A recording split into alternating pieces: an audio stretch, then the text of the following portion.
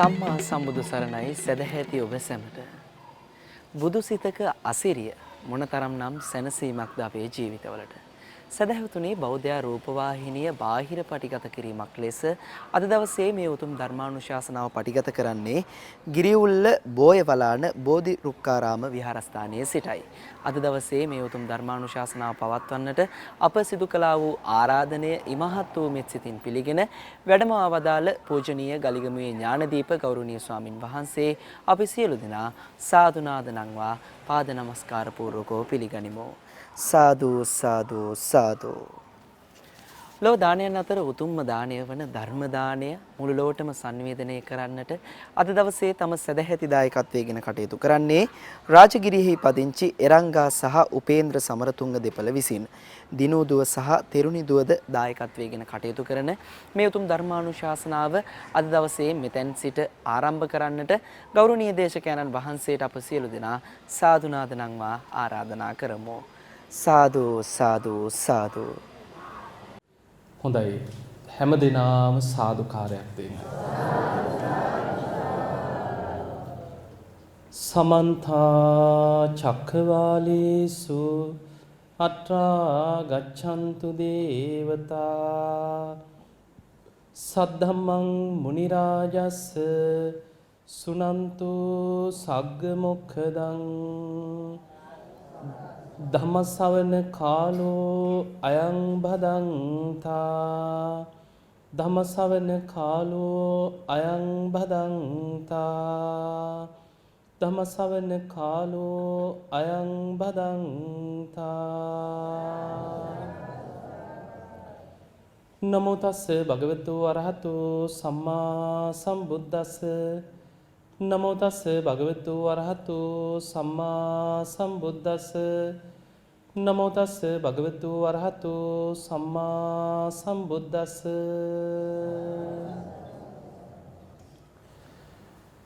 අති ගෞරවනීය පූජනීය බෝයවලාන බෝධිරුක්කාරාම විහාරස්ථානයේ ඇතුළු සිව් මහා විහාරාධිපති කෑගලු දිසාවේ සතර කෝරළය පහත බුලත්ගම ඇතුළු ප්‍රධාන අධිකරණ සංඝනායක නායක මාහිමිපාණන් වහන්සේ වන පූජනීය හරිගල සරණපාල නායක හාමුදුරන් වහන්සේ ඇතුළු විහාරස්ථානයේ වැඩ ඉන්න පූජනීය වන්දනීය මහා සංඝරත්නයන් අවසරයි. වාසනාවන්ත පින්වතුනි ඔබ හැම දිනාටමත් ඒ වගේම අද මේ උතුම් ධර්ම දේශනාවේ දායකත්ව ධර්මයෙන් කටයුතු කරන රාජගිරියේ පදිංචි එරංගා සහ උපේන්ද්‍ර සමරතුංග කියන ඒ පින්වත් සියලු දෙනාටමත් ඒ වගේම දිනු දියණිය ඒ වගේම තෙරුණි දියණිය ඇතුළු ඒ දරුවන් පවුලි සියලු දෙනාටමත් ධර්ම ශ්‍රවණය කරන ලක්වාසී ලෝවාසී හැම දෙනාටමත් මේ උතුම් ධර්ම ශ්‍රවණය නිවන් දොරටුවක් බවට පත් වේවා කියලා අපි ආශිර්වාද කරමු. පින්වතුනි අද ධර්ම දේශනාවේ මාතෘකාව අපි කාටත් පංචශීලයේ තුල දිවිහිමියෙන් ආරක්ෂා කරගත යුතු තුන්වෙනි ශික්ෂාපදේ. වැරදි කාම සේවනයෙන් වැළකීම. කාමී සුමිච්ඡාචාරා වේරමණී සික්ඛාපද සමාදියා. දැන් බොහෝ වෙලාවට මිනිස්සු දැන් අපි ගත්තොත් ඔබට තරහ යනවද කියලා අහුවොත් තරහ යනව නේද? තරහ යනවා. ඔබට මේ රාගය ඇති වෙනවද කියලා හොන්නේ අනේ අපිට නම් එහෙම නෑ. අපි මේ සංසාරේ ඉපදී යන්නේ රාග, ద్వේෂ, මෝහ කියන මෙන්න මේ භයානකම අකුසල් තුන නිසා. රාගයේ තරම් ගින්නක් නෑ කියනවා. බුදුරජාණන් වහන්සේ පෙන්නනවා රාගයේ තරම් ගින්නක්. ඒක ගින්නක් දැවෙනවා. රාගයේ නිසාම මිනිස්සු මුළු ජීවිතේම විනාශ කරගන්නවා. සමහරු ජීවිතාන්තයටම හිරේ දුක් විඳිනවා. මැරුම් කනවා. පිහියනුම් කනවා. පවුල් පිටින් විනාශ කරගන්නවා. ජීවිතේ සමාජයට මුහුණ දෙන්න බැරුව සමහරු සියදිවි හානි කරගන්නවා. රාගය නිසා මිනිස්සු පුදුමාකාර පීඩාවන්ට දුකට අනතුරු වලට පත් වෙනවා. ඒ නිසා බුදුරජාණන් වහන්සේ පෙන්නනවා මහණෙනි රාගය හා සමාන ගින්නක් නැහැ කියලා. දැන් බලන්න මේවා විපාක එනකොට බොහොම භයානකයි. ඉසිදාසියේ කතාව බහලා ඇති. ඉසිදාසි කියලා රහත් භික්ෂුණියක් හිටියා. මේ භික්ෂුණිය රහත් වෙන්න පෙර නගරේ හිටියේ බොහොම ධනවත්ම සිටුවරයට එකම දුවයි හිටියේ, ලස්සන දුවක්. බොහෝ ධනයක් තියෙනවා. දැන් ධනවත් මේ සිටුවරයා දුව තරුණ වයසට සුදුසු වයසට එනකොට නගරේ ඉන්න තවත් ධනවත් සිටුවරයෙක්ගේ පුතේකට විවාහ කරලා දුන්නා. එතකොට දැන් විවාහ කෙරෙව්වා. දැන් දෙන්න බොහොම ආදරෙන් ටික දවසක් ජීවත් වෙනවා. මෙහිම ජීවත් වෙනකොට කිසිම හේතුවක් නැහැ. සාමියා දවසක් කිව්වා මට නම් මෙයා එක්ක ඉන්න බෑ කිව්වා. දැන් අම්මලා එක්ක ඇවිල්ලා කියනවා මට මෙයා එක්ක ජීවත් වෙන්න බෑ. ගෙනාපු දිහාටම ගිහින් දෙන්න කිව්වා. ඊට පස්සේ දෙමව්පියෝ කිව්වා ඇයි පුතේ කොච්චර හොඳ කෙනෙක්ද? මොනතරම් ගුණ යහපත්ද? මොකක්ද මේ දුවගේ තියෙන වැරද්ද? වැරද්දක් නෑ කියන්නේ. ඔන්න හේතුව. කිසිම වරදක් නෑ. හැබැයි මට මෙයා එක්ක ඉන්න බෑ කිව්වා. මට මෙයා පේන්න බෑ කිව්වා. ගෙනාපු දිහාටම ගිහින් දෙන්නේ කිව්වා. කිසිම චෝදනාවක් නෑ, කිසිම වැරැද්දක් නෑ. පුදුම ගෞරවයෙන් ස්වාමි භක්තියෙන් සලකනවා. හැබැයි ස්වාමියට ජීවත් වෙන්න හිතෙන්නේ නෑ ඒකට. ගෙනහලා ගෙදරට බාර දීලා ගියා. දැන් පළවෙනි විවාහය අසාර්ථකයි. ඊට පස්සේ තාත්තා කල්පනා කරා අනේ අපිට මෙච්චර ධනයක් තියෙනවා, මේ දරුවගේ ජීවිතේ විනාශ වෙනව නේද? අපි නැති වුණාට පස්සේ මේ ළමයාට යන ඉරණම මොකද්ද? කල්පනා කරලා දැන් ඉතින් අර වගේ පළවෙනි විවාහෙත් අසාර්ථකයි. ඊට පස්සේ ඒ තරම් ධනයක් නැති සාමාන්‍ය පවුලක තරුණයෙකුට විවාහ කරලා දුන්නා. සල්ලි තියෙන නිසා දෙවනි විවාහය කරලා දුන්නා. ඒ ස්වාමියාත් ටික දවසයි ගෙදරට ගෙනහලා දාලා ගියා. කිසිම හේතුවක් නැහැ. ඉතින් ඇහුවා මොකක්ද මේ අපේ දුවගේ තියෙන වැරද්ද? කිසි වැරද්දක් නැහැ. මට මෙයා එක්ක ඉන්න බෑ කිව්වා. ඔන්න හේතුව. දෙවනි විවාහෙත් අසාර්ථකයි. දැන් විසිදාසිය ඇඬූ කඳුලින් මොකද්ද මගේ කරුමේ කී දැන් දුක් විඳ ඉන්නවා. පාර දිහා බලාගෙන අඩ ඉන්නවා. දවසක් තාත්තා පාර දිහා බලාගෙන ඉන්නකොට දැක්කා හොඳ හැඩි දැඩි තරුණී පාරේ හිඟමන යනවා තැටියක් අරගෙන. ඊට පස්සේ ගිහිල්ලා පැත්තකට අන්න කල්පනා කරා දැන් කමක් නැහැ, මොකෙක් හරි කමක් නැහැ, අපිට සල්ලි තියෙනවනේ. දුවට කවුරු හරි ඉන්න එපා කියලා අර තරුණියව පැත්තකට අඬ ගහගෙන ගිහිල්ලා ඇහුවා පුතේ ඇයි උඹ හිඟා කන්නේ? කැමති නැද්ද ඇහුවා මේ දීපොළ ඔක්කොම අපේ කීවා. අර ඈතින් පේන සිටු මැදුර අපේ කීවා. ලස්සන දුවෙක් ඉන්නවා. විවාහ කරලා දෙන්නම් මේවා ඔක්කොම බලා හදාගෙන ඉඳපන් කීවා. හා මාමී කිව්වා මිනිහට සුවිප්පයක් ඇදුනා වගේ නේ. කැමති වුණා එකපාරට. දැන් ඉතින් ගේන්න බෑනේ ගෙනහිල්ලා නාවලා අර හඩු ගඳ යවලා අලුත් ඇඳුම් දීලා දැන් ලස්සන තරුණයෙක් වගේ පෙනුමට හදලා ගත්තා. හදලා ඉක්කරගෙන ආවා. ඇවිල්ලා දුව ළඟට ඇවිල්ලා කිව්වා දුවේ අන්තිම වතාවට මේකට කැමති වෙයන් කිව්වා. මේ තරුණයා එක්ක විවාහ වෙලා ජීවත් වෙන්න කිව්වා. ආයි අපි ඉල්ලන්නේ නැහැ කිව්වා. බෑ බෑ කියලා කියද්දි දෙමව්පියන්ගේ බල කිරීම නිසාම කැමති වුණා. දැන් ඔන්න තුන්වෙනි විවාහය. විවාහ වෙලා ටික දවසයි අර තරුණයා ඇවිල්ලා කිව්වා මාමි කෝ මගේ අර තැටිය. කෝ මගේ ඇඳුම් ටික. මෙයා එක්ක ජීවත් වෙනවට වැඩිය මට හොඳයි හිඟා කන එක කියලා අර ඔක්කොම සම්පත් දාලා පාරට බැහැලා ගියා. කිසිම හේතුවක් නැහැ. එදා ඉසිදාසේ කල්පනා කරා මං වගේ නම් අවාසනාවන්ත පව්කාරියක් නැතුව ඇති. මං නම් ජීවත් වෙන්නේ නැහැ. සියදිවි හානි කරගන්නවා කියලා උඩුමහලට නැගලා පහලට පනින්න හදනකොට පහලින් දැක්කේ නන්දා කියලා භික්ෂුණියක් පාරේ පිණ්ඩපාතේ වඩිනවා. කල්පනා කරා මැරෙනවට වඩා හොඳයි පැවිදි වෙනවා. දුවගෙන ගිහිල්ලා වැඳලා කිව්වා අනේ අපේ නිවසට වඩින්න කිව්වා. නිවසට වඩම්මලා දානි පූජා කරලා වැඳලා කිව්වා මට පැවිදි වෙන්න බැයිද පුළුවන් කිව්වා. දැන් දෙමව්පියන්ට කිව්වා මට පැවිදි වෙන්න ඕනේ මට මේ මොකුත් වැඩක් නැහැ කිව්වා. නැත්නම් මම මැරෙනවා කිව්වා. දෙමව්පියෝ කල්පනා කරා මැරෙනවට වැඩිය හොඳයි පැවිදි වෙන්නේ කොහේ හරි පේන්න හරි ඉන්නවනේ. අනේ නම් පැවිදි යන්තුයි කියලා පැවිදි කරා. ඉසිදාසි පැවිදි වෙන්නේ ওই විදිහට. පැවිදි වෙලා භාවනා කරා මාස කීපයක් ඇතුළත 이르දි බල සම්පන්න ත්‍රිවිද්‍යා ඇති රහත් භික්ෂුණියක් බවට පත් වෙනවා. ඉසිදාසි රහත් භික්ෂුණිය. දවසක් භාවනා කරනකොට තමන්ම ආපස්සට බැලුවා මොකක්ද මට මේ වෙච්ච කරුමේ? මම මෙච්චර හොඳට පතිවෘතාව ආරක්ෂා කරගෙන හිටියා. ස්වාමි භක්තියෙන් ස්වාමියාට සැලකුවා. මං කිසිම වැරැද්දක් කරලා නැතුව ඇයි මට මෙහෙම වුණේ කියලා භාවනා කරනකොට පුබ්බේ නිවාසානුස්සති ඥානෙ තියෙනවා. පෙර ජීවිත ආපස්සට බලාගෙන ගියා. පෙර ජීවිත බලාගෙන යනකොට ආත්ම 7කට පෙර පිරිමියෙක් රන් කරුවේ රත්තරන් බඩු නිර්මාණය කරපු ඒ කාලේ හොඳ ධනවත් ලස්සන තරුණේ ආත්ම 7කට කලින් ඒ තරුණ ජීවිතේ පුළුවන් තරම් සල්ලාලකමේ ගිහිල්ලා තරුණියන්ව හිතවත් කරගෙන අමාරුවේ දදා සල්ලාලකමේම ජීවත් වෙලා ඔන්න රැස් කරගත්ත භයානකම අකුසලයි මරණින් මත්තේ ඔන්න බලන්න ආත්ම 7 එන හැටි ඉසිදාසි රහත් භික්ෂුණිය පුබ්බේ නිවාසානුස්සති ඥාණයෙන් දකින්නවා තමන්ගේ ජීවිතේ ආත්ම 7කට කලින් පිරිමි වැරදි කාම සේවනයේ යෙදিলা රැස් කරගත් අකුසල විපාකයෙන් ඊළඟ ජීවිතේ නිරේ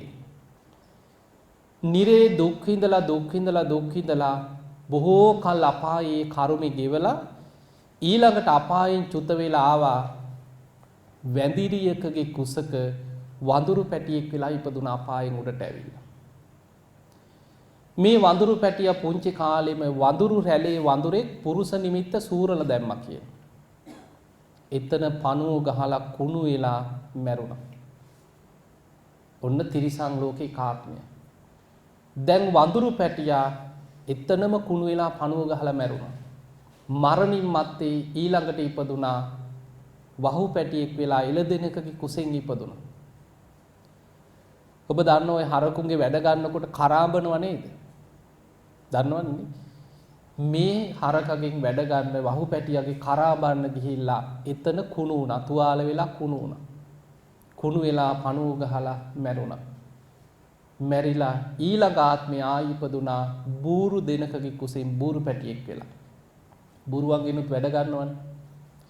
ඒ වැඩ ගන්නකොට ඒ සත්තුන්ගේ කරාඹනවා. කරාඹනවා කියන්නේ උෂණ තලනවා. කර්ම ඉතින් පෙර සසරේ කරපු කර්ම ගෙවන්නේ එහෙමයි. ඔය වැරදි කාමසේවීනි ඊදුනහම ලැබෙන විපාක. කරාඹනකොට එතනම කුණු වෙලා පණුව ගැහුවා. පණුව ගහලා මැරුණා. දැන් තිරිසං ආත්ම 3ක්. එතකොට බලන්න ආත්ම 7කට කලින් පිරිමියෙක් හැටියට කරපු අකුසලේ ඊළඟ ජීවිතේ නිරේට. ඊළඟ ජීවිතේ වඳුරු පැටියෙක්. ඊළඟ ජීවිතේ වහු පැටියෙක්. ඊළඟ ජීවිතේ බෝරු පැටියෙක්. ඒ ආත්ම 3ේම තිරිසන් සත්වයා මැරෙන්නේ පුරුෂ නිමිත්ත කුණු වෙලා පණුව ගහලා. එහෙම මැරිලා ඊළඟට ආවා මනුස්ස ලෝකෙට. අන්න නිරේන් තිරිසන් ලෝකෙට ආවා. තිරිසන් ලෝකේ ආත්ම 3ක් දුක් විඳලා මනුස්ස ලෝකෙට එනවා. පිරිමියෙකුත් නෙමෙයි කාන්තාවකුත් නෙමෙයි නපුරුෂකේ. ඔන්න උපත. රැස් කරගත්ත විපාකේ. ඒ ජීවිතේ අවුරුදු 30න් මැරෙනවා. දුක් විඳලා මිනිස්සුන්ගෙන් බැනුම් අහලා නින්දා විඳලා ගුටි කාලා අන්ත දුක් විඳලා අවුරුදු 30න් මැරෙනවා. අවුරුදු 30න් මැරිලා ඊළඟ ජීවිතේ ඉපදුනා දුප්පත් පවුලක කාන්තාවක්. ඒ ජීවිතේ දෙමව්පියෝ ණය වෙලා ණය ගෙවා ගන්න බැරුව ණයකාරයෝ හිලව්වට ඇදගෙන යන්නේ දුව. ගෙනහිල්ලා බැල මෙහෙවරකම් කරලා අන්ත දුක් විඳලා ඒ ජීවිතේ මැරෙනවා. මරණයටපත් වෙලා ඊළඟ ජීවිතේ තමයි ඉසිදාසි වෙලා ඉපදුනේ. ඔන්න 7 වෙනි ආත්මය. ඉසිදාසි බොහොම ධනවත් පවුලක ලස්සන දරුවා. හැබැයි විවාහයක් හරියන්නේ අර පෙර සසරේ කරපු කර්ම විපාකේ පස්සෙන් එන හැටි. එතකොට පේනවා නේද ආත්ම ගණන් විපාක පස්සෙන් එන හැටි. අකුසල් වලට වැටුනොත් රාගේ නැමැති ගින්නට අහු වුනොත් ඒකේ විපාක පස්සෙන් එනකොට පේනවා නේද විඳෝ යන්න ඕන හැටි. දැකලා නැද්ද සත්තු එහෙම පණුව ගහලා කුණු වෙලා ඉන්නේ. අපි දැකලා තියෙන අපි දන්නේ නැහැ බුදුරජාණන් වහන්සේගේ බුද්ධ දේශනා තුල අපිට පේනවා සංසාරේ කරගත්ත කර්ම විපාක. ඒ නිසා දැන් කාන්තාවක් වෙලාම ඉපදී යන්නේ වැරදි කාම සේවනයේ නිසා නෙමෙයි. ඒක මතක තියාගන්න. ඒ නිසා කාන්තාවක් වෙලා උපදින්නේ ඇයි? කාන්තා ආත්මයට ඇලුම් කරන නිසා කියන. කාන්තාවකගේ රූපේට ඒ රූපයත් එක්ක තණ්හාව උපදිනවා ඇලුම් කරනවා. දැන් බලන්න gedara වැඩිපුරම කණ්ණාඩිය ඉස්සරහා ඉන්නේ පිරිමියද කාන්තාවද? ඒ නිසා වැඩිපුරම ඇලුම් කරනවා රූපෙට. ඒ ඇලුම් කරන නිසාම ඒ රූපය උපාදාන කරගෙන චේතනා පහළ වෙනවා. ඒ නිසා ආයෙම සසරේ කාන්තාවක් වෙලාම උපදිනවා. කාන්තාවකට කාන්තාත්මෙන් අත මිදෙන්න නම් මේ කාන්තා ශාරීරික ආදීනව සිහි කරන්න ඕනේ. පිළිකුල සිහි කරන්න ඕනේ. පතිවෘතාව රකින්න ඕනේ. හොඳට සීල් ගුණ දහම් රැකලා ප්‍රාර්ථනා කරන්න ඕනේ මම මේ රකින්න සීල් ගුණ දහම් තුලින් මට පිරිමි ආත්මයක් ලැබේවා. අන්න පිරිමි ආත්මයක් ලබන්න ලැබෙන ක්‍රමය. හැබැයි පිරිමි ජීවිතයේ තුල වැරදි කාම සේවනයේ යෙදিলা අකුසල විපාකයක් රැස් කරොත් නතර වෙන්නේ කාන්තාවක් වෙලා. ඒ කර්ම විපාකෙන් ඊළඟට කාන්තාවක් වෙලා උපදී. අපායේ වැටිලා දුක් විඳලා කාන්තාත්ම ලබනවා. ඒ නිසා සසරේ වැරදි කාම සීවණයෙන් වළකිනවා කියන එක බුදුරජාණන් වහන්සේ පෙන්නනවා. මහණෙනි ඔබ සීල විපත්ති ගැන අහලා ඇතිනේ. දුස්සීල කෙනාට ලැබෙන විපත් පහක් බුදුරජාණන් වහන්සේ පෙන්නනවා. එයින් 4ක් දිට්ඨ ධම්ම වේදනීයයි. ඒ තමයි පළවෙනි එක දුස්සීල කෙනා ඔබ බලන්න හොඳට මේව ඇත්තද බොරුද කියලා. භෝග සම්පත්තියෙන් පිරිහෙනවා. හම්බ කරගත්ත ධනෙන් පිරිහිලා යනවා කියන දුස්සීල කෙනා. ඒ තමයි පළවෙනි එක. දෙවෙනි එක තමයි සමාජ විශාල නින්දාවක් අපකීර්තියක් විඳිනවා. ඒ දෙවෙනි එක. තුන්වෙනි එක දුස්සීල කෙනාට සමාජ විසරදව මිනිස්සු අතර පෙනී ඉන්න බෑ කියන. හැම වෙලෙම තමන්ගේ වැරදි අහුවෙයි කියලා හිත බයයි තැති ගන්නවා විඳවනවා. හතරවෙනි එක මරණාසන්න වෙනකොට සිහි මුලා වෙනවා කියන. පස්වෙනි එක මරණින් මත්තේ දුගතියට වැටෙනවා. දැන් බලන්න ওই වැරදි කාම සීවණී පැත්තෙන් හිතන්න.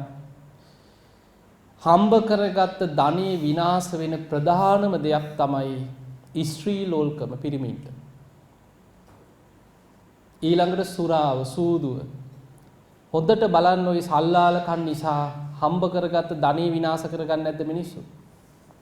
නැති නාස්ති වෙලා අන්තිමට මහා පාරට හිඟමනට වැටෙනවා. එතකොට පළවෙනි එක තමයි ධනෙ විනාශ වෙලා යනවා සල්ලාලකන් නිසා. දෙවෙනි එක සමාජයේ අපකීර්තියක් විඳිනවා. බලන්න මිනිස්සු නිඳා කරන්නේ නැද්ද? බනින්නේ නැද්ද? බනිනවා. මිනිස්සු කියනවා නිකන් පාරේ මූණට හම්බුණත් ඒ වෙලාවට නිකන් hina වෙලා අයියේ අක්කේ කියනවා එච්චරයි. යන්න ඇරලා කියනවා. අන්න අර සල්ලාලේ හම්බුණා. කොහොම නෙමෙයි කියන්නේ. මිනිස්සු කියන වචන තියෙනවා මේ මාධ්‍යයෙන් යන්නේ හොඳනේ. ඒ නිසා ඒක තමයි සමාජ අපකීර්තියක් විදිනවා. ඔබ හොඳට බලන්න වැරදි කාම සීවණයේ දෙන කෙනා ගැන දිට්ඨ ධම්ම වේදනීය විපාකයක් මෙලව සමාජ අපකීර්තියක් පැතිරෙනවා කියන. ආයි වහන්න බෑ. ඒක මෙලවම පැතිරිලා යනවා. තුන්වෙනි එක තමයි බුදුරජාණන් වහන්සේ පෙන්නවා තමන් විදව තමයි කියන ජීවත් වෙන්නේ. හැම වෙලාවෙම පිරිසක් අතරට ගියත් තැති ගන්නවා. දැන් මං ගැන අහු වෙයිද දන්නේ මගේ හොර වැඩේ එලි වෙයිද දන්නේ කවුරු හරි hina වුණත් හිතනවලු මුම් මේ මට hina වුණේ මගේ අර කහු වෙලාද දන්නේ දැනගෙනත් දන්නේ කියලා හිතනවලු. එතකොට තමන්ගේ හිත ඇතුලෙන් විඳෝ ජීවත් වෙන්න බුදුරජාණන් වහන්සේ පෙන්නන මහණෙනි දිට්ඨ ධම්ම වේදනීය තුන්වෙනි විපාකේ කියන. හතරවෙනි එක තමයි මරණාසන්න වෙනකොට සිහි මුලා වෙනවා. කල්පනාව අවුල් වෙනවා. ඔළුව අවුල් වෙනවා. මම ලෙඩෙක් බලන්න ගියා. මං ගියාට පස්සේ ඉතින් මං දන්නවා චරිතේ. ඒ જાතියේ චරිතය. දැන් මේ කියන જાතියේ චරිතය. ඊළඟට හරි දරුණු මිනිස්සෙක්. හරියට මිනිස්සුන්ට බද හිංසා කරන බොහොම මම තරම් කෙරුමක් නැහැ කියලා ජීවත් වෙච්ච කෙනෙක්. ඉතින් මං ගියාට පස්සේ පොඩි එකා වගේ අඬනවා. අනේ හාමුදුරනේ මට වැරදුනා කියෝ. ඔන්න ඇඳට වැටෙනකොට තමයි යන්ත අසරණ වෙන්නේ. මං කිව්වා හරි දැන් ඉතින් අපි ඔක අමතක කරලා ඔබතුමා ඉස්සෙල්ලා පන්සිල් ගමුකෝ කියලා මං ඉතින් අත් දෙකත් එකතු කරලා වන්දවලා පන්සිල් සමාදන් කරා. පන්සිල් සමාදන් කළා මම කිව්වා දැන් ඔබතුමා හිතන්න මං දැන් සිල්වත් පරණියව මට අදාළ නැහැ. ජීවිතේ අපි ඕන තරම් පව්කම් වැරදි කරපු අය ඇති. හැබැයි දැන් හරි අන්තිම මොහොතේ හරි ඔබතුමා සීලයක පිහිටියනේ. ඒ නිසා මේ සීලය ගැන දැන් හිතන්න කිව්වා. අනේ හාමුදුරනේ මට මතක් වෙනවා ඒ වුණාට කිව්වා. මං කිව්වා දැන් ඉතින් ඔය අමතක කරලා දැන් හිතන්න මතක් වෙනකොට හිතන්න කිව්වා. මං දැන් තෙරුවන් සරණ ගියා. මං දැන් සීල් සමාදන් වුණා. මම දැන් සිල්වත් කෙනෙක්. මම මේ ශික්ෂාපද ටික දැන් ඉඳන් රකින්නවා කියලා හිතන්න කිව්වා. අනේ හාමුදුරනේ මට ආයි පන්සිල් දෙන්න එහෙනම් කිව්වා. දැන් උන දෙවනි පාරට එහෙනම් කමක් නැහැ කියන්න කියලා දෙවනි පාර පන්සිල් දුන්නා. ඊට පස්සේ හාමුදුරන්ට මං කියන්නද දෙයක් කිව්වා. මං කිව්වා කමක් නැහැ කියන්න මට ටික වෙලාවක් අහගෙන ඉන්න පුළුවන් කියලා. ඊට පස්සේ වමාරන්න ගත්තා. දැන් මටම ලැජ්ජයි කියන ඒවා. මං කිව්වා හරි ඕවා ඉතින් ඔහොම තමයි මේ ඕවා අමතක කරන්නකො දැන් ওই පරණ කුණු ගොඩවල්නේ. අනේ හාමුදුරනේ ඉතින් කොහොමද අමතක කරන්නේ මතක් වෙනවනේ කිව්වා. මං කිව්වා එතකොට හිතන්න මං දැන් පන්සිල් ගත්තානේ. අනේ එහෙනම් මට ආයි පන්සිල් දෙන්න කිව්වා. තුන්වෙනි පාරත් පන්සිල් දුන්නා. පන්සිල් දීලා ඉතින් මං කතා කරලා මං වෙලාව බලලා මං කිව්වා මට බණක් තියෙන මං යන්න ඕනේ. අනේ හාමුදුරනේ මට ආයි පන්සිල් දීලා යන්න කිව්වා. ඊළඟ වතාවෙත් පන්සිල් දීලා නැත්නම් තවත් පන්සිල් දීදී ඉන්න වෙනවා ඉක්මනට පැනගත්තා ඉතින්. ඔන්න මරණ මංචකයේ හැටි. කරපු සල්ලාලකම් කරපු වැරදි දේවල් ඉතින් අඬා කිව්වා මේ වැරදි සල්ලාලකම් නිසාම එක ගෑනු කෙනෙක් වහබීලා මැරිලා. ඒක මතක් වෙන පේන්නේ එනවලු ගෑනේ යක්ෂණියෙක් වෙලා. එතකොට බලන්න කරපු අකුසල විපාක පස්සේ කින හැටි. ඒ නිසා පින්වතුනි ජීවිතේ තමන් රැස් කරගත් අකුසල් පස්සෙන් එන මේ හිත තරම් පහත් දෙයක්. රහතන් වහන්සේලාගේ ජීවිත කතා දිහා ගත්තාම තේරී ගාථා කියලා තියෙනවා. මේ තේර ගාථාවක එක රහතන් වහන්සේ නමක් උන්වහන්සේ කියනවා මම භාවනා කරන්න කියලා හිතාගෙන සොහනකට ගියා කියන. දැන් මේ පැවිදි වුණේ නිවන් දකින්නනේ. නිවන් දකින්න පැවිදි වෙලා නිවන් දකින්න තියෙන ආසාව නිසානේ සොහනට යන්නේ භාවනා කරන්න. උන්වහන්සේ භාවනා කරන්න සොහනකට යනවා. සොහනට ගියාට පස්සේ සොහනේ තියෙනවා අලුතින් ගෙනත් දාපු කාන්තා මලකුණා. මූණේ පණුව ගහලා. හැබැයි කාන්තා ශරීරය. මේ මලකුණ දැකලා මට රාගය ඇවිස්සුනා කියන. ඔන්න බලන්න තිරිසන් හිතේ හැටිනේ. එතකොට හිතන්න අර කුණු වෙච්ච පණුව ගහන මලකුණක් දැකලා රාගය ඇවිස්සෙනවා. හැබැයි ධර්මයේ දන්නෝ වීරිය වඩන භික්ෂුවක්. උන්වහන්සේ වෙලාවෙම ඒ සොහොනෙන් පැත්තකට ගිහිල්ලා ගහක් යට වාඩි වෙලා හිතනවා ඒ හිත ඒ තුච්ච හිත උඹ මාව අපාය යවන්නද මේ හදන්නේ කොච්චරනම් උඹ නිසා මං දුගතිය වැටිලා ඇද්ද പ്രേත ලෝකවල අපායවල වල වැටිලා ඇද්ද මේ විදිහට තමන්ගෙම හිතට දිව උඩු තල්ලට තියලා තද කරගෙන දත් හපාගෙන තමන්ගේ හිතට තමන් ගරහ කරා කියන. ඒ විදිහට ගරහ කරලා පැත්තකට වෙලා භාවනා කරා උන්වහන්සේගේ හිතේ රාගය යටපත් වුණා.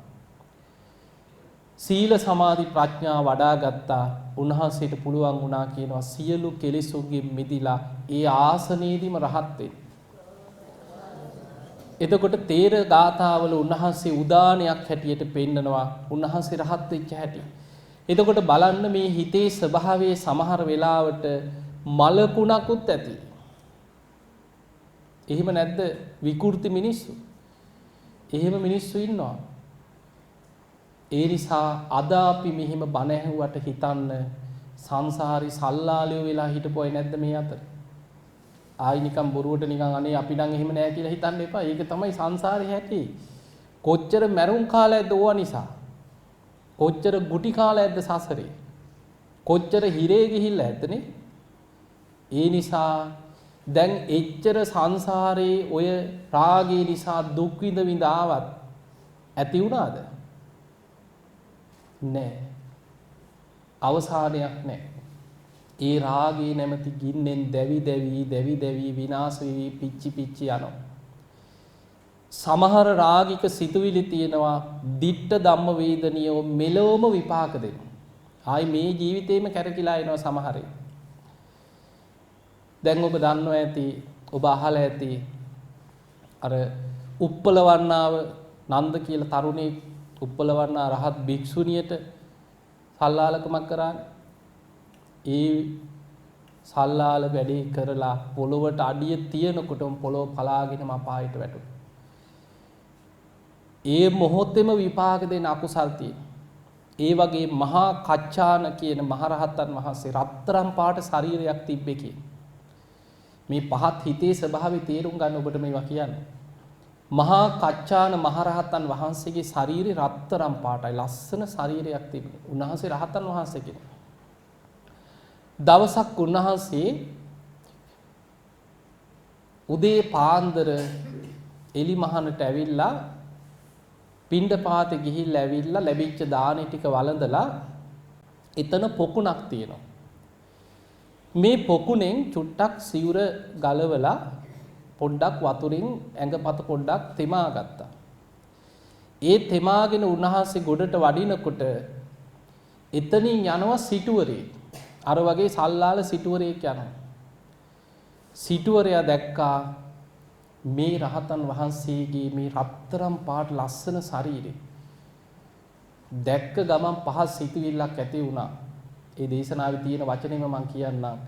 මේ සිටුවරයට ඇති වුණා මේ හාමුදුරුව මගේ ගෑණි වුණා නම් කියලා හිතුණා. ඔන්න බලන්න හිතේ සිතුවිල්ල. හිතනකොටම මොකද වුනේ? පුරුෂ නිමිත්ත නැති වුණා.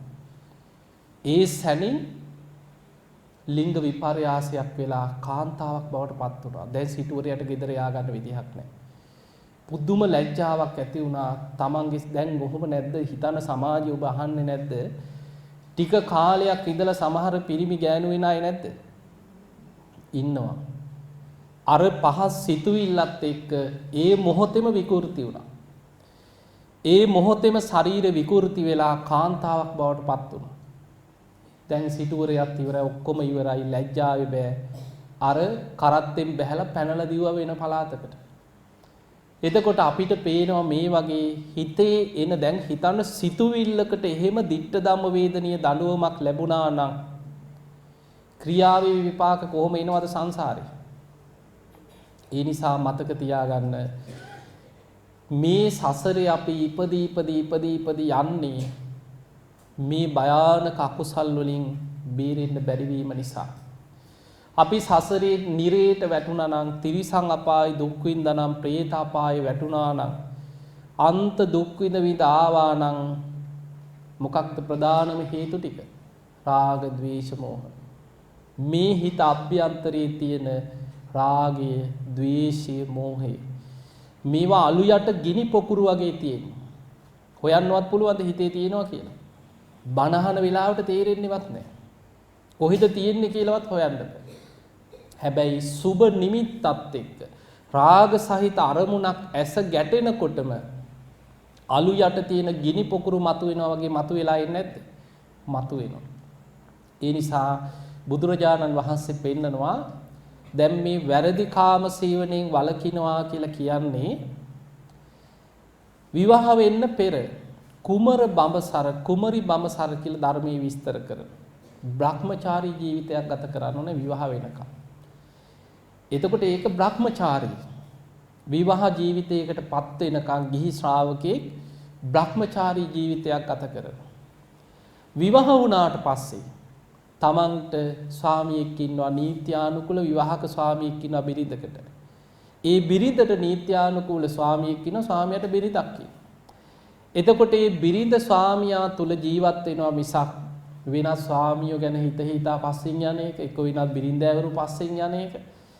ඒක බුදුරජාණන් වහන්සේ පෙන්නනවා. ඒක සංසාරේ අර කියන ශික්ෂාපදිත් බිඳගෙන මෙලවත් නිന്ദා විඳිමින් විශාල අකුසලයකට වැටිලා අපාගාමී වෙන භයානකම අකුසලයක්. බොහෝ දිනෙකට ඔය පන්සිල් පද අතර අපායගාමී වෙන බලවත්ම අකුසලයේ තමයි ඕක. මේ වර්තමානයේ වෙනකොට අපි ජීවත් වෙන පරිසරයත් එක්ක ගත්තාම දැන් අපි ඉන්නේ ලෝකේ විකෘති කාලයකනේ. බුදුරජාණන් වහන්සේ පෙන්නනවා දීර්ඝ ආයුෂ ඇති කාල තිබිලා තිනවා මේ ලෝකේ. මේ අපිට තේරෙන්නේ නැහැ මේ කාල ගැන. දේශනාවල තියෙනවා අවුරුදු දහස් ගණන් ආයුෂ තිබිච්ච කාල ගැන. ඒ දීර්ඝ ආයුෂ ඇති කාලවල මිනිස්සු සිල්වත් කියනවා. දැන් ওই සක්විති රජවරු පහළ වෙන කාල අහලා නැද්ද? සක්විති රජවරු අහසින් ගිහිල්ලා ලෝකෙටම පංචශීලයෙන් අනුශාසනා කරා. ප්‍රාණඝාතයෙන් වළකින්න, රටවැසියන්ට අහසින් ඉඳන් අනුශාසනා කරා. හොරකමින් වළකින්න, වැරදි කාම සේවනයෙන් වළකින්න, බොරුවෙන් වළකින්න, මත්පැන් මත්ද්‍රව්‍ය භාවිතයෙන් වළකින්න, ධර්මානුකූලව ජීවත් වෙන්න. රටවැසියාම කිසිම ආයුධයක්, දඬු මුගුරක්, දඬුවමක්, පොලිසිය උසාවි මොනවත් නැහැ ඒ කාලේ. රජ්ජුරුවන්ගේ ධර්මානුකූල අවවාදයේ තුල ලෝකයාම සිල් රකින්නවා කියන. එතකොට හිතන්නේ එහෙම කාල දීර්ඝායුෂ ඇති කාල මේ විශ්වයේ ලෝකෙ තිබිලා තියෙනවා. හැබැයි බුදුරජාණන් වහන්සේ පෙන්වනා මහණෙනි මිනිස්සුන්ගේ ආයුෂ පිරිහිලා අවුරුදු 100න් 15ට පිරිහෙනකොට කරුණු තුනක් බලවත් වෙනවා කියන. එකක් අධර්ම රාගය, විෂම ලෝභය, මිත්‍යා ධර්ම. ඒ කරුණු තුන නිසා අවුරුදු 100න් 15ට ආයුෂ පිරිහිලා අවුරුදු 10 දක්වා විකෘති වෙනවා කියන මිනිස්සු. රාගය නිකන් රාගයක් නෙමෙයි. විෂම රාගය, විකෘති රාගයක් වෙන්නේ. ඒක තියෙනවා ඔබ බලන්න මේක තියෙනවා මහා බුදුරජාණන් වහන්සේ චක්‍රවර්ති සීහනාද සූත්‍ර දීඝනිකාය ආයුෂ පිරිහෙන හැටි අකුසලෙන් අකුසලයට ආයුෂ පිරිහෙන හැටි පෙන්නනවා. අවුරුදු 100න් 15ට ආයුෂ පිරිහෙනකොට විකෘති රාගය කියලා එකක් ලෝකේ බලවත් වෙනවා කියනවා. ඒකේ පෙන්නනවා පුරුෂයන් ගැන රාගයෙන් බැඳෙනවා කියලා. කාන්තාවට විකෘතියක් නේ. දැන් නැද්ද ලෝකෙ හිම විකෘතියක්? අපේ රටවල් වල ඔක ප්‍රසිද්ධියේ නැති වුණාට ලෝකේ සමහර රටවල් වල ඒක නීතිගතයි. එතකොට අපිට පේනවා මිනිස් ආයුෂ අවුරුදු 100න් 15ට පිරිහෙනකොට කියන මේ විකෘතිය ඇති වෙන්නේ. බුද්ධ දේශනාවේ තියෙනවා. ඒ විකෘතිය නිසා තව තවත් වේගෙන් ආයුෂ පිරිහිලා මිනිස්සුගේ මනස කෙලෙස් වලින් විකෘති වෙනවා කියන. සත්තු වගේ ඊට පස්සේ බුදුරජාණන් වහන්සේ පෙන්වන ආයුෂ පිරිහිලා අවුරුදු 10 වෙනකොට ඔබ අහලා ඇති උපමාවකට පෙන්නනවා එළුවෝ බල්ලෝ බලල්ලෝ තිරිසන්නුන්ට අන්තයි කියන. දැන් සත්තුන්ට තියනවාද මේ මගේ අම්මා, මේ මගේ සහෝදරයා, මේ මගේ ඥාතියා, මගේ ගුරුවරයා, හිතවතා, වැඩිහිටියා හොඳ නැහැ ඒවා තියෙනවා. තැනක් නොතැනක් තියෙනවද? නෑ. අන්න ඒ වගේ වෙනවා කියන අනාගතයේ මිනිස්සු. සත්තු වගේ විකෘති සත්තු කියනවා. ඒ නිසාම මේ කෙලෙස් බලවත් වෙන්න විනාශේ කොච්චරද කියන්නේ ස්වභාවයෙන්ම විනාශ වෙනවා කියන ලෝකෙ. මෘග සංවර්ෂාවල් වැහැලා මෘග සංඥාව පහළ වෙලා එකිනෙකා විනාශෙන්ම මරාගෙන ලෝකෙම ලීවිලක් වෙන කාලේ. අපි යන්නේ එතනට මේ. අපි පරම්පරාවෙන් පරම්පරාවට යන්නේ ඔය විනාශේ පැත්තටමයි. ඒ නිසා පින්වතුනි ජීවිතයේ ආදීනව හිතන් දැන් සති දෙකකට පෙර මම ওই වැලිකඩ බන්ධනාගාරේ බණක් කරා. ඊටකාරේ මම හිතන 4000කට එහා ඉන්නවා කිව්වා ඇතුළේ ඔක්කොම දඬුවම් ලැබපු අය. බණට හිටියා 2000ක් විතර. ජීවිතාන්තයට හිරේ ගියා එල්ලුම් ගහට්නිය වෙච්ච 600ක් ඉන්නවා ඇතුළේ. ඒ අතර සමහර දරුවෝ අවුරුදු 20, 21, 22 පොඩි ඒව් මූණු දැක්කහම පූස් පැටව වගේ පොඩි ළමයි. සමහර ලස්සන කොල්ලෝ අහිංසක ළමයි. ජීවිතේ පුංචි දෙයක් අර වගේ Tamanට රාගය නිසා එක්ක, ද්වේෂය නිසා, කෙලෙස් නිසා එක්ක තප්පර ගානක් Tamanට ඉවසීමක් නැතිවීම, කෙලෙස් වලට වහල් වීම තුල මුළු ජීවිතේම විනාශ කරගන්න. ඒ නිසා ඒ වගේ සංසාරේ කොච්චරනම් ඔය වගේ සල්ලාල කන් නිසා හිර දඩුවම් විඳලා ඇද්ද? මැරුම් කාලා ඇද්ද? කුටි කාලා ඇද්ද? වද විඳලා ඇද්ද? ඒ නිසා පින්වතුනි ආදීනව හිතන්න. කෙලෙස් වල භයානකකම අපේ බුද්ධ ශාසනයේ රහත් වෙච්ච මහරහතන් වහන්සේ නමකගේ අතීත ජීවිත කතාවක් සඳහන් වෙනවා මේ වගේ. අටුවාව කියනවා ඒ උන්වහන්සේගේ අතීත ජීවිතේ. ඒ ජීවිතේ ඉන්නේ එක දවසක් එක ගමක ඒ කාලේ දඹදිව දැන් ස්වාමියා වෙළඳාම යනකොට දැකලා තරුණියක් එක්ක හිතවත් වෙලා බිරිඳක් හැටියට ගෙනාව ගෙදර. මේ ස්වාමියා පුදුම ආදරේ බිරිඳට. බිරිඳ ගැනමයි හිතන්නේ. බිරිඳගේ ජීවිතෙන් තොර ජීවිතයක් නැහැ. මෙහෙම බොහොම ආදරෙන් බිරිඳත් එක්ක ජීවත් වෙනවා. දැන් ස්වාමියාට ඉතින් දැන් වෙළඳාම යන්න ඕන. බිරිඳට බොහොම පරිස්සමෙන් ඉන්න දැන් ඉතින් ඕම ආදරේ නිසා කොහෙවත් යන්න එපා ආරක්ෂා වෙන්න ගෙදර ඉන්න පරිස්සමෙන් ඉන්න. ඉතින් 17 කියලා වෙළඳාමේ ගියා. වෙළඳාමේ ගියාම ඉතින් අද වගේ නෙමෙයි මාස ගණන් යනවා වෙළඳාම් කරගෙන එන්න. වෙළඳාමේ ගිය අතරේ බිරිඳ ස්වාමියාගේ ඥාති සහෝදරයෙක් එක්ක සම්බන්ධයක් ඇති වුණා. ඔන්න සල්ලාලකමට පටන් ගත්ත වැඩි. දැන් අර ස්වාමියා වෙළඳාමේ ගිහිල්ලා කාලයක් මාස කීපයක් ගත වුණා. දැන් එනකොට වැඩි දුර දිග ගිහිල්ලා. දැන් බිරිඳට වෙන ස්වාමියෙක් ඉන්නවා. අර ස්වාමියාගේම ඥාති සහෝදරිය. දැන් ස්වාමියා ආවට පස්සේ මේ වැඩේ මාට්ටු වෙන්න පුළුවන්. ඊට පස්සේ ලොකු ප්‍රශ්නයක් එයි. එනවා කියලා දැනගත්ත දවසේම බිරිඳ අර සහෝදරයාට කතා කරලා කිව්වා කරන්න දෙයක් නෑ. ආවට පස්සේ මං ආදරෙන් එක්කන් යන්නම් කොහෙට හරි කැලේට ඔබ හැංගිලා ඉඳලා කොටපන් කිව්වා පිහියේ. දැන් මම මිනිහා මරන්න සැලසුම් කරා අර අනියන් ස්වාමියාත් එක්ක එකතු වෙලා තමන්ගේ ස්වාමියා මරන්න සැලසුම හැදුවේ බිරිඳ. හදලා ස්වාමියා ඉතින් මාස ගානකට පස්සේ වෙළඳාමේ ගිහිල්ලා අනේ රෙදි ආභරණ අරගෙන ආවා තමන්ගේ බිරිඳට. ගෙනල්ලා දුන්නා. දුන්නට ඒ මොන ආභරණ හම්බුණත් මොන රෙදි හම්බුණත් ඒ සියල්ලට වැඩිය රාගය බලවත්. ඊට පස්සේ බොහොම ආදරෙන් අපි නාන්නයන් කියලා රෙදි ටිකක් අතට අරගෙන එක්කන් ගියා දොළ පැත්තට. එක්කන් ගිහිල්ලා මන්නේ මැදලා ඉවරලා දුන්නා පිළිකන්නෙන් දුන්නා අර මිනිස්සයාට නාලා ගොඩට එනකොටම බෙල්ලට කොටන්න කියලා. දැන් නාගෙන ඉන්න කියලා යවලා හැංගිලා බලන් හිටිය වැඩි හරියට කිරිනවද කියලා. අනේ අර මිනිස්සයා නාන්න ගිහිල්ලා වතුරට බහින්නෙත් බිරිඳ ගැන හිත හිතා. නාලා ගොඩට ආවෙත් බිරිඳ ගැනම සිහි කර කර ගොඩට එනකොටම හැංගිලා ඉඳලා පැන්න බෙල්ලට කෙටුවා එකපාරයි.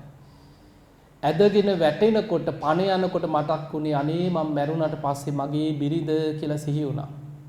එහෙම පණ ගියා. දැන් මැරුණෙත් බිරිඳ ගැන ආදරේ. පණ ගියා. මරණයටපත් වෙලා දැන් මිනිහා මැරුණා. ඉතින් මිනිහ ගිහිල්ලා කොයි හරි කැලේකට වීසි කරා. ඉස්සර ඉතින් මේ වගේ නෑනේ. දැන් දෙන්න ජීවත් වෙනවා. දැන් අර අනියම් ස්වාමියා එක්ක ජීවත් වෙනවා.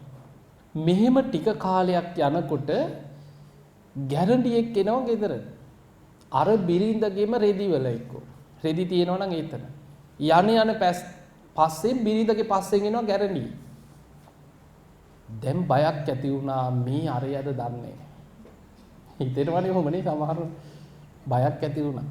ඇයි මෝ යන පස්සෙන් එනවා මේ බලාගෙන ඉන්නවා. කරදරයක් කරන්නේ. රෙදි ටිකක් තියෙනවා නම් ඒ රෙදි වල එතිලා ඉන්නවා. පස්සේ දර කඩන්න යනකොට දැන් පස්සෙන් යනකොට ඌ පස්සෙන්ම එනවා පේන්නම ඉන්නවා. එහෙම කැලේට එක්කන් ගෙනහිල්ලා ගහලා අර ගැරන්ඩියව මැරුවා. ඔන්න දෙවනි පාරත් මැරුම් කෑවා. ටික දවසක් යනකොට බලු පැටියෙක් වෙලා එනවා. ඇඟේ දැවටෙනවා, ඇඟ වටේ පෙරලෙනවා, සෙල්ලම් කරනවා. කොච්චර ගහලා පැන්නුවත් මූ යන්නේ.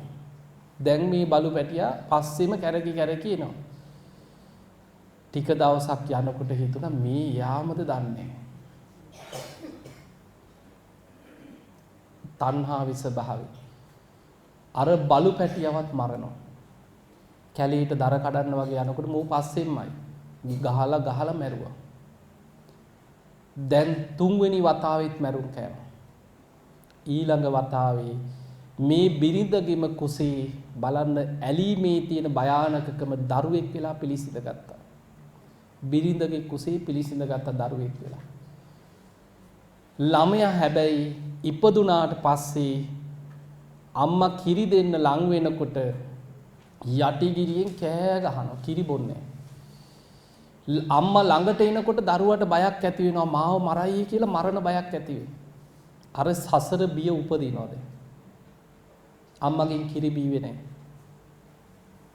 අම්මා බඩා ගන්න එනකොට කෑ ගහනවා මේ. අන්තිමට නෑදෑයෝ ගිහිල්ලා හදාගත්ත ඥාති ගෙදරක හැදුනා.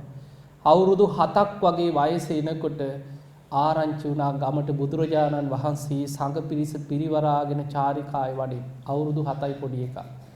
එදා ගිහිල්ලා බණ ඇහුවා. බණ අහලා අවසන් වෙනකොට ධර්මයේ වැටහුණා. පැවිදි වුණා. පැවිදි වෙලා ටික කාලයක් භාවනා කරලා රහත් වෙනවා.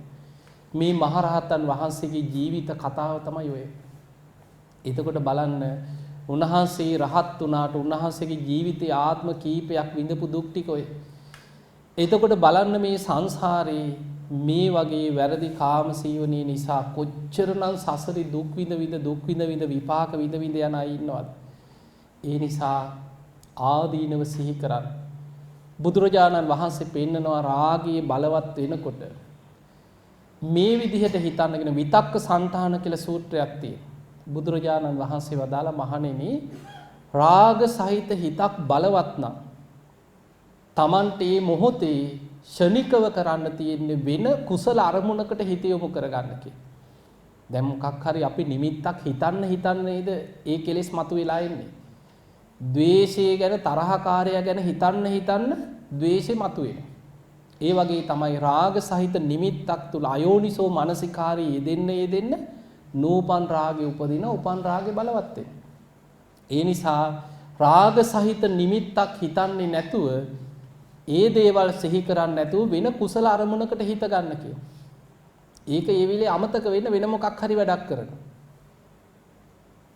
ඒ වගේ පළවෙනි එක සරලම දේ තමයි ඒ කෙලෙස් සහිත අරමුණ හිතෙන් බැහැර වෙන විදිහට කුසල අරමුණකට හිත ගන්න කියනවා. හැබැයි සමහර වෙලාවට රාගේ බලවත් වුණාට පස්සේ වෙන මොන දෙයකටවත් හිත යොමු කරගන්න බැරි වෙනවා. ඒකම බලවත් වෙනවා. බුදුරජාණන් වහන්සේ වදාළ මහණෙනි එතකොට ආදීනව සිහි කරන්න ගන්න කියන. ඔන්න දෙවනියට අපිට කරන්න තියෙන දේ තමයි ආදීනව මෙනෙහි කරන. මේ රාගය නිසා කොච්චර මන් නිරේ වැටිලා ඇද්ද? රාගය නිසා කොච්චර මන් තිරිසං අපායේ දුක් විඳලා ඇද්ද? රාගය නිසා කොච්චර പ്രേත ලෝකවල දුක් විඳලා ඇද්ද? කොච්චර මං හිරේ විලංගුවේ වැටලා ඇද්ද? සසරේ ගුටි කාලා ඇද්ද? මරුන් කාලා ඇද්ද? හිතනවා මෙනෙහි කරනවා. ආදීනව සිහි කරනකොට රාගය යටපත් කරන්න පුළුවන් කියන. ඒ දෙවෙනි එක. හැබැයි බුදුරජාණන් වහන්සේ පෙන්වනා මහණෙනි සමහරුන්ට රාගය බලවත් වුණාට පස්සේ ආදීනවේ වැහිලා යනවා කියන. ආදීනව වැහෙනවා. ඒ තරම් රාගය බලවත් කියන. ආදීනව වැහෙනවා කියන්නේ සමහරුන්ට හිතෙනවා අපාය ගියත් කමක් නැහැ මේ වැඩේ කරලා. නැද්ද එහෙමයි? හිරේ ගියත් කමක් නැහැ, අහු වුණත් කමක් නැහැ කියලා හිතනවා. ඒක තමයි කෙලෙස් වල භයානකකම. එහෙම තමයි මිනිස්සු ඒ මරුන් කන්නේ. හිරේ විලංගුවේ වැටෙන්නේ. ඒ වෙලාවට වැරදි කියලා දැනගත්තත් Tamanට Tamanගේ හිත පාලනය කරගන්න බෑ. ආදීනවයට බය නැති වෙනවා. ඕන දෙයක් වෙච්ච දෙයක් කියලා හිතෙන. එතකොට ඒ මට්ටමට Tamanගේ හිත පහත් මට්ටමට වැටිලා නම් බුදුරජාණන් වහන්සේ පෙන්වන මහණෙනි රාගයේ යටපත් කරන්න තියෙන ඊළඟ දේ තමයි රාගයට ප්‍රතිවිරුද්ධ අරමුණක් ඔස්සේ රාගසිත මැඩල ගන්න කියන. අපිට රාගයේ මැඩලන්න නම් තියෙන ප්‍රතිවිරුද්ධ අරමුණ මොකද්ද? ද්වේෂයට නම් මෛත්‍රිය. රාගයට අසුබේ පැත්ත සිහි කරන්න කියන. පිළිකුල මෙනෙහි කරන්න. ගොඩක් ඔය රාගසිත බලවත් නම් නිතර පිළිකුල් භාවනාව වඩන්න. ධාතු මනසිකාරය වඩන්න. ඉස්සර නවසීවතික වගේ භාවන පිළිකුල් භාවනාව වඩන්න. හැම වෙලෙම සිහි කරන්න මේ ශරීරේ කුණු වෙලා යන හැටි, පස් වෙලා යන හැටි, ජරාවටපත් වෙන හැටි. එහෙම මෙනෙහි කරන්න. එහෙම මෙනෙහි කරගෙන කාලයක් යනකොට අර රාග සහිත හිත බුදුරජාණන් වහන්සේ පෙන්වන මහණෙනි කෙනෙක් පිළිකුල වඩන්න අසුභහ භාවේ තබ්බහ රාගස්ස පහනයි. අසුභේ වඩන්න පිළිකුල සිහි කරන්න රාග සහිත හිත හරියට ගින්දරකට කුකුල් පිහාටක් ඇල්ලුවා වගේ කියන. දැන් ගින්දරට කුකුල් පිහාට්ටක් ඇල්ලුවට පස්සේ මොකද වෙන්නේ? උණු වෙනවනේ ඇකිලිලා යනවා. ඒක හේම ඇකිලිලා යට අර ඇකිලෙනවා. ඒ වගේ තමයි කියනවා ඇවිස්සෙන රාගයේ තමා තුළ යටපත් වෙන. ඒ නිසා පිළිකුල පැත්ත වඩන්න. රාගයේ බලවත් නම් පිළිකුල වඩන්න. එහෙමත් අමාරුම නම් ඒ මොහොතට ශනිකව අර මහරහතන් වහන්සේ කරේ. ඒ වගේ බුදුරජාණන් වහන්සේ මේක තියෙන විතක්ක සන්තාන සූත්‍රය.